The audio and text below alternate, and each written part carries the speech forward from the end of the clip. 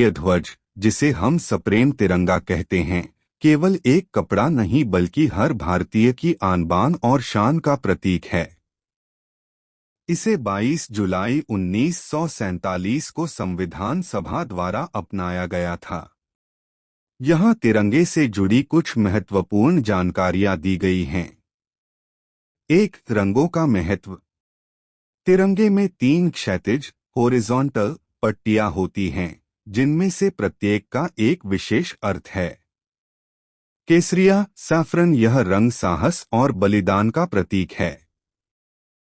यह देश की शक्ति और निस्वार्थ सेवा को दर्शाता है। सफेद व्हाइट, यह रंग शांति, सत्य और पवित्रता का प्रतीक है। यह हमें सच्चाई के मार्ग पर चलने की प्रेरणा देता है। हरा ग्रीन, यह रंग समृद्धि, हरियाली और जीवन का प्रतीक है। यह देश की उर्वरता और प्रगति को दर्शाता है। 2. अशोक चक्र। सफेद पट्टी के केंद्र में गहरे नीले रंग का एक चक्र होता है, जिसे अशोक चक्र कहते हैं। इसमें 24 तीलियां होती हैं। यह चक्र गतिशीलता का प्रतीक है, जो संदेश देता है कि भारत को हमेशा उन्नति के पथ पर आगे बढ़ते रहना चाहिए। इसे सारनाथ के अशोक स्तंभ से लिया गया है।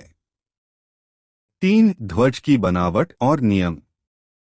अनुपात रेशियो, झंडे की लंबाई और चौड़ाई का अनुपात हमेशा 3:2 होता है। डिजाइनर तिरंगे का वर्तमान स्वरूप मुख्य रूप से पिंगली वेंकैया द्वारा डिजाइन किया गया था। सामग्री कानूनन झंडा केवल हाथ से बुने हुए सूती या रेशमी खादी का बना होना चाहिए, हालांकि हाल के वर्षों में नियमों में कुछ ढील दी गई है।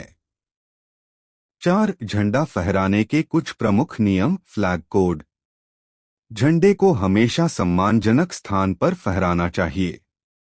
केसरिया रंग हमेशा ऊपर होना चाहिए। फटा हुआ या गंदा झंडा कभी नहीं फहराया जाना चाहिए। वर्ष 2022 में हर घर तिरंगा अभियान के बाद नियमों में बदलाव किया गया, जिससे अब तिरंगे को रात में भी फहराया जा सकता है, यदि वह ऊंचे पोल पर हो और उस पर पर्याप्त रोशनी हो। रोचक तथ्य, भारत का सबसे ऊंचा झंडा समय समय पर बदलता रहता है, लेकिन वर्तमान में अटारी वाघा बॉर्डर और बेलगाम जैसे स्थानों पर देश के सबसे विशाल तिरंगे लहराते देखे जा सकते हैं।